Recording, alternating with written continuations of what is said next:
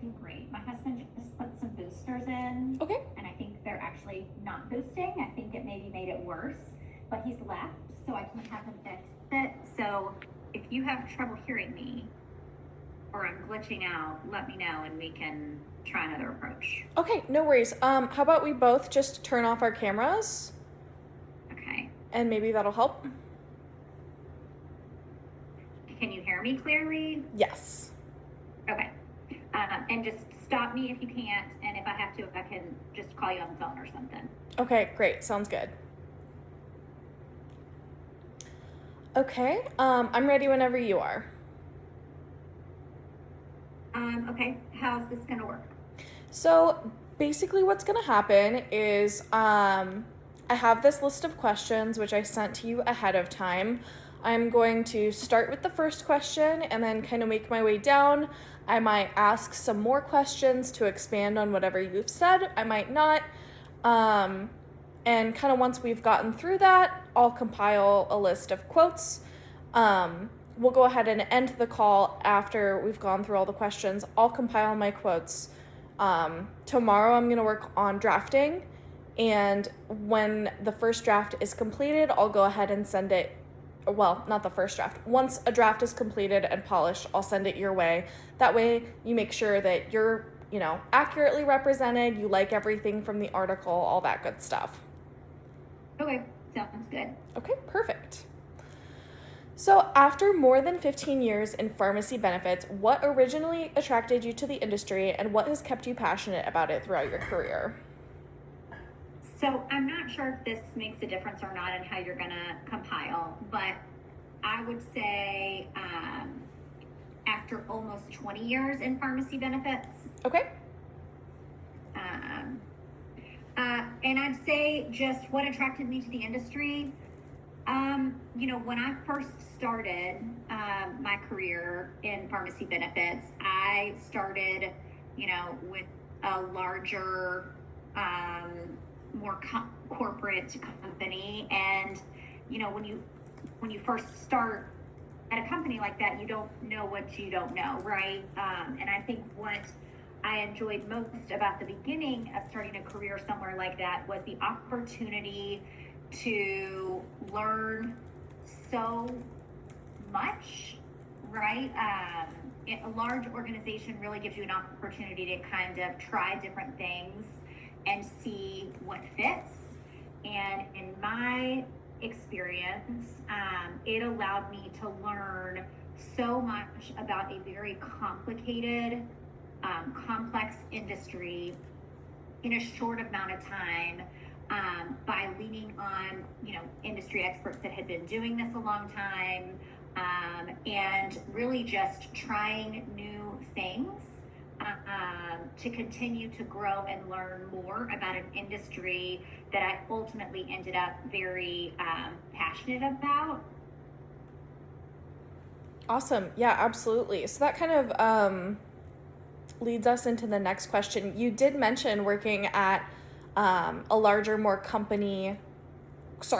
corporate company to start your career, but also like innovative pharmacy benefit companies like Justify RX. Starting Justify RX is definitely on the innovative side. What experiences would you say have most shaped the way you approach leadership today? Yeah, I think again, having the opportunity to work in a larger healthcare organization and really see how things are organized and structured gave me a good perspective into things that I liked about the structure and things that I didn't like that I was able to bring in, to other organizations like Justify RX.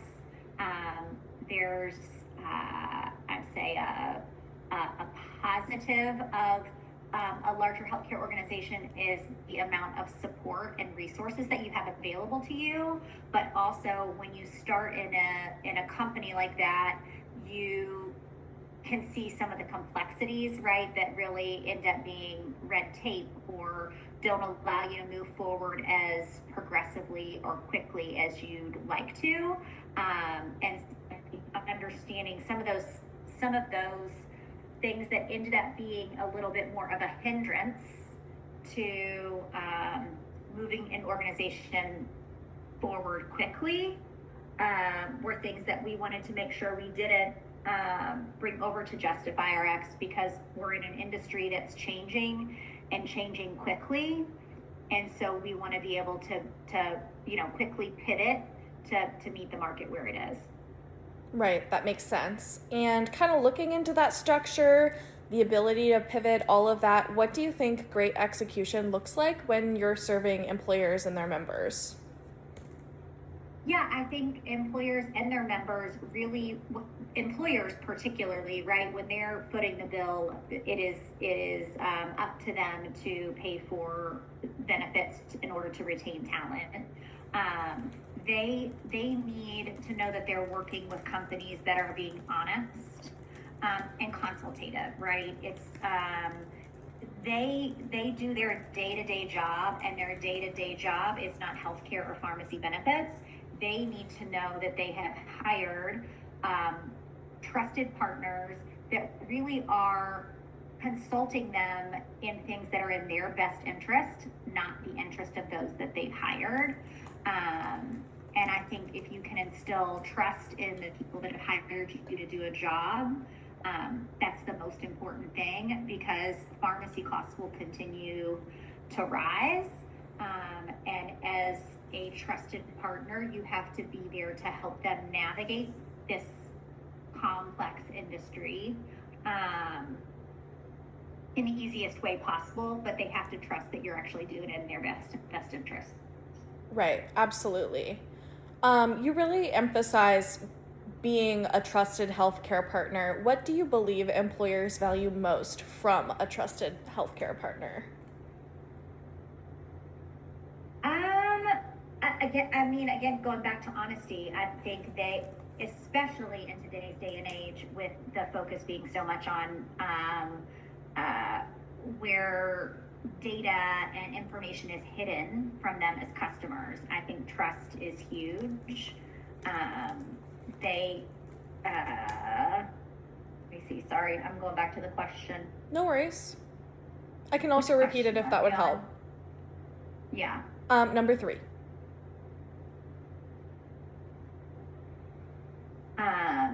Just honesty, trust, being able to see where data maybe highlights things that they wouldn't have seen on their own, because you're a consultative partner. Sorry, I feel like I already answered this question.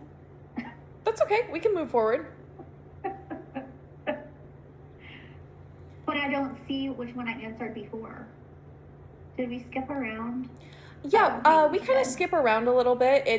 I like having these questions as the backbone of the conversation and kind of seeing where the conversation leads. So we kind of bounce around a little bit or ask, follow-up questions.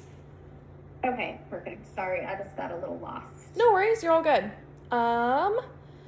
Okay, so looking back over the course of your career, what are some of the biggest changes you've seen in pharmacy benefits, and how have those changes influenced the way organizations should serve employers today? I'd say obviously over the past year or two, we've seen, I guess I've seen negative change and positive change, right?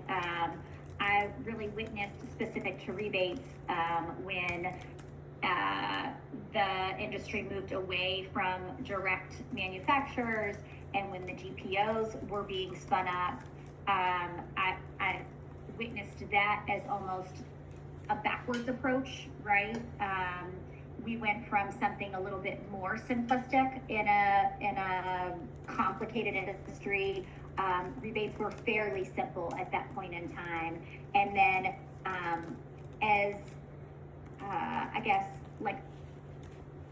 the industry changes and everybody's kind of competing for the same business,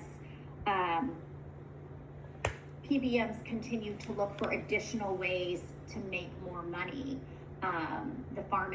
It got to the point where pharmacy benefits were kind of propping up healthcare as a whole. From a PBM perspective, it was a good way for them to make money, and these PBMs just continue to look for more ways to make money and make the industry more complicated as a result to hide some of those revenue streams. Right. I'd say, that little bit of a mess where everybody at one point in time kind of thought it was an administrative boost to create these GPOs and to only contract, for manufacturers to only contract with a few entities, ended up being the industry's one of the industry's greatest, I guess, I don't know what the word I'm looking for is, not necessarily a downfall, but it really ultimately ended up in not benefiting anyone other than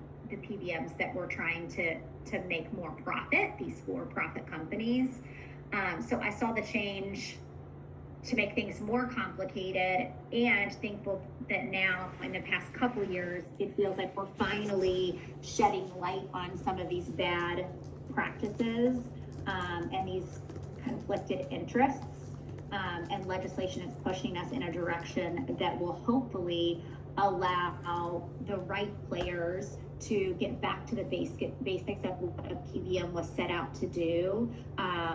A PBM certainly does serve a purpose, but over the past few years, I think we've maybe lost what that purpose was, and it has more so turned into a profit model for the PBMs themselves instead of trying to,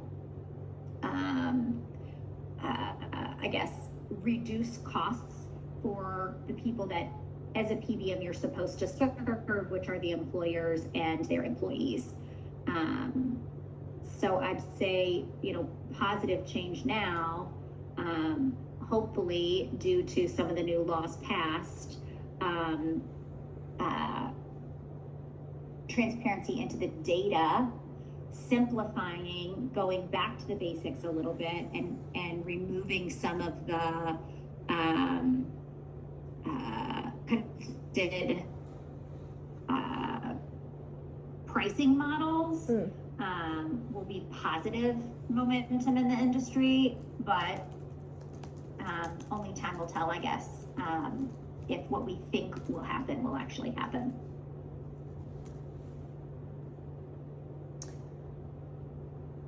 As president of Justify RX Collective, what opportunities excite you the most about creating and, really building out this organization, and what made you believe its mission could make a meaningful impact?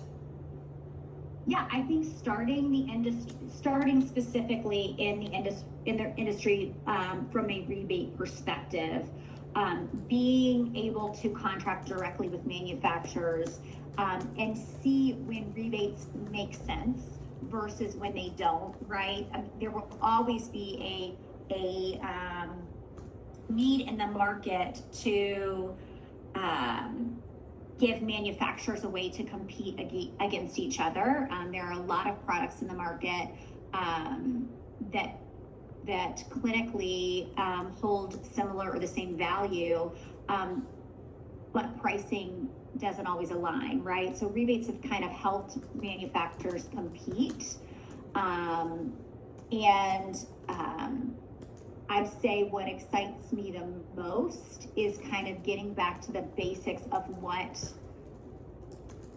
the intent of these arrangements was, to help relieve some of the burden for employers as costs rise, to help get premium relief for their plan holders.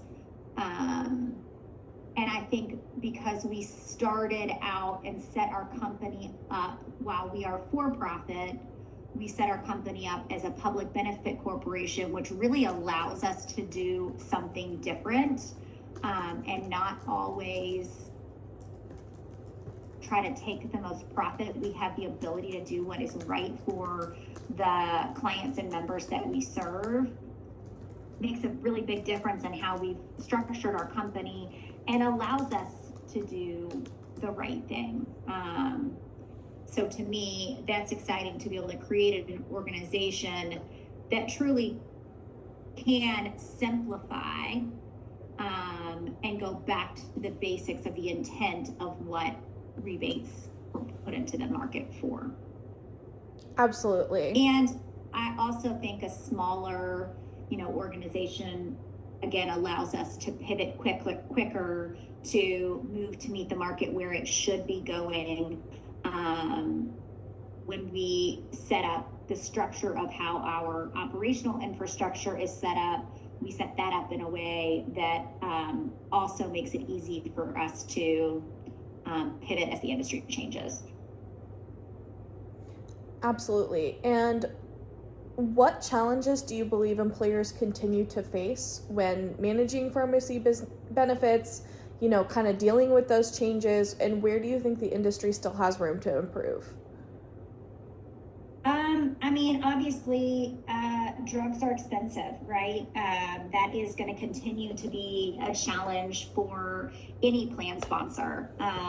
Costs are not going down in any aspect of really anything, right? Everything, the costs are continuing to rise.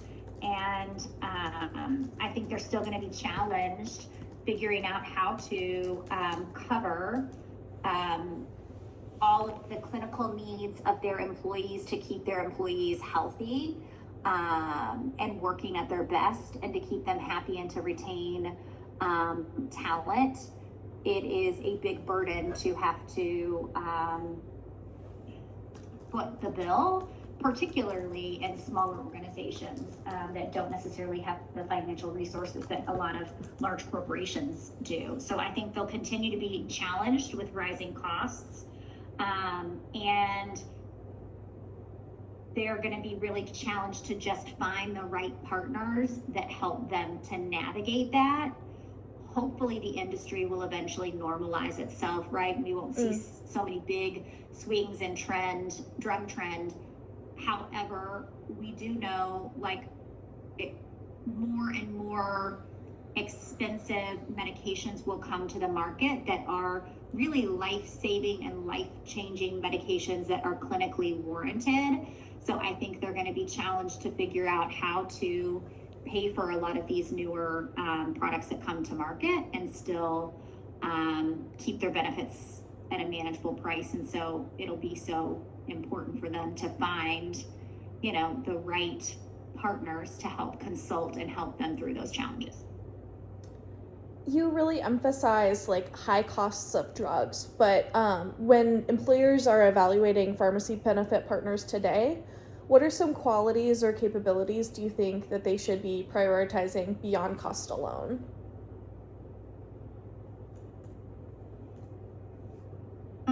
Sorry, what number question is that? Can I look at it? 10. Yeah, of course. Sorry, can you scroll? Or maybe I need to scroll. Oh, you're not sharing your screen. I'm a loser. That was me. Okay, when employees evaluate pharmacy benefit partners today, what qualities and capabilities do you believe they should prioritize beyond cost alone? I think when they look at their brokers and consultants, they need to ensure that even when they're bidding on business, looking for new pharmacy partners, that their partners that they have helping them do those assessments are able to think outside the box a little bit, right? And they don't continue to go back to these old spreadsheet methods where they're evaluating prices off of antiquated methodologies. Your network discounts and your rebates, your guaranteed rebates, all those things that have historically been measured when you're looking for pharmacy benefit partners. That's really antiquated thinking. Right. They need to, be more forward and help adjust their models so that they can appropriately assess the options that are out there, because it really is about net cost. And the industry is complicated. Some of the reasons it's complicated are meaningful, while others are more purposeful to put money into the pockets of the middlemen, this industry will continue to be complex, and they have to find brokers and consultants to help them appropriately evaluate the pharmacy partners they're going to bring in, and really have a good mindset for those that are, I guess, very transparent in how they're making their money, right? Right. They need to be evaluating really what the cost is going to be, right? It more so trend or net cost guarantees, as opposed to what your discounts are, because your discounts don't matter if your costs continue to go up every year. And understanding where all of these middlemen are making their money. If you can find the right brokers and consultants that really have a book of partners that they know are doing the right thing, and at least are being clear in how they make their money, whether it's an administrative fee or a service fee, that I think is going to be the most important for employers today. Yeah, that makes sense for sure. So we've kind of talked a lot about things that need to change or things that already have changed. When you're reflecting, what leadership principles have remained consistent and like the same throughout your career, regardless of all of this change going on?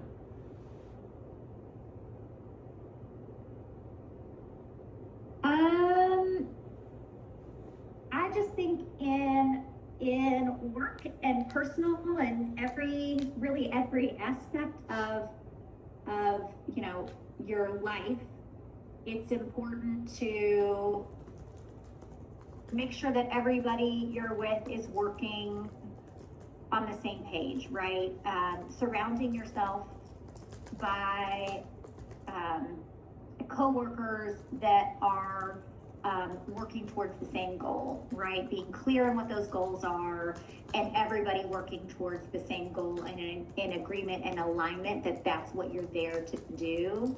I think, setting the stage with people that you work with from the beginning, like, what are we all here for? What are we working for? And knowing that you're marching towards that same common goal and measuring against that same common goal regularly is really important to leadership. And so those goals are going to change as the industry changes, right?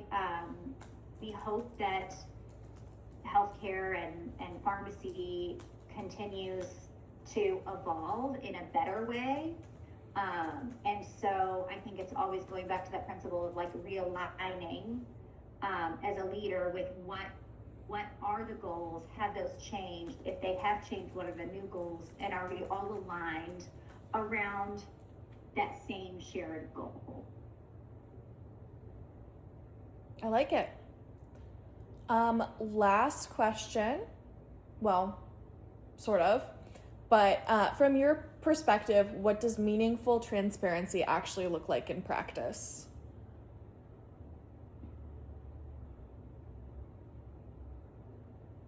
I think specific to pharmacy benefits and rebates and the work that we do, meaningful transparency means really being able to tie back to the source everywhere that money, I guess, has exchanged hands, and places where there is leakage, either via administrative services or whatever that may be. I think that meaningful transparency is to be able to understand how much a drug costs every step of the way. If you can't see the price that the manufacturer charged at from to the wholesaler, and the wholesaler to the pharmacy, and the pharmacy to the PBM, and the rebate from the manufacturer and all of the places in between, you really have no idea if you're getting the best deal, or even what your deal is, right? We don't buy anything else without kind of understanding what it is we're paying for. And so I think true transparency really is seeing, flow of funds, exchanging hands every step of the way to really understand where those people in the, why can't I think of the word? You have a bunch of people working together in a industry, I guess. It's okay if there are multiple people within the industry that are touching, really the drug from beginning to end. Are they serving a purpose? And what does that purpose cost, right? If there are 10 middlemen, do all 10 of those middlemen serve a purpose? And and how much money are all 10 of those middlemen taking away before the deal ultimately gets to the employer payer? Absolutely. Absolutely. And then I do have kind of one more question, maybe a half question, but I just wanted to open it up at the end of this discussion to see if there's anything that you wanted specifically mentioned in the article, or if there were any things that maybe I left out that you thought were important to include. I don't think so. Just, how interesting it's been over the past, almost 20 years of seeing so many different facets of the pharmacy industry. And because of that, understanding how complicated it can be and how one piece of the puzzle impacts the other, right? And again, a lot of that complexity is there for a reason. A lot of the complexity is only there to serve as a source of profit. And so just exciting to see how the industry has evolved over 20 years and knowing that we continue to evolve and we're here for a common goal. I'm hopeful that in the next couple years we can look back and see how things have been simplified and are working in the right direction to really serve the employers that have to fund benefits on behalf of all of us here that are, American workers that need to be able to afford benefits for ourselves and our families. Yeah, absolutely. Absolutely. I really appreciate that. Well, you did an amazing job. I have so many awesome quotes that I can use. Kind of next steps going forward. Today I'm going to be finishing up on those few visuals, but tomorrow I'm going to be taking time distilling this audio and pulling quotes and creating a draft, and I'll send it your way. I just wanted to say I really appreciate you taking the time to, sit down with me, answer some questions, and I'm really excited to work on this. Yeah, thank you. I appreciate it. Sorry, I feel like I have no words and I really rambled a little bit, so I hope you can get... You did a great job. No, you did great. Once you start to do it, and if you get stuck, let me know. Okay, will do. And I'll try to help you through it. Thanks. Sorry. No, you did an awesome job. I really appreciate you. Thanks, Anna. All right, you have a good day. Have a good one. Bye.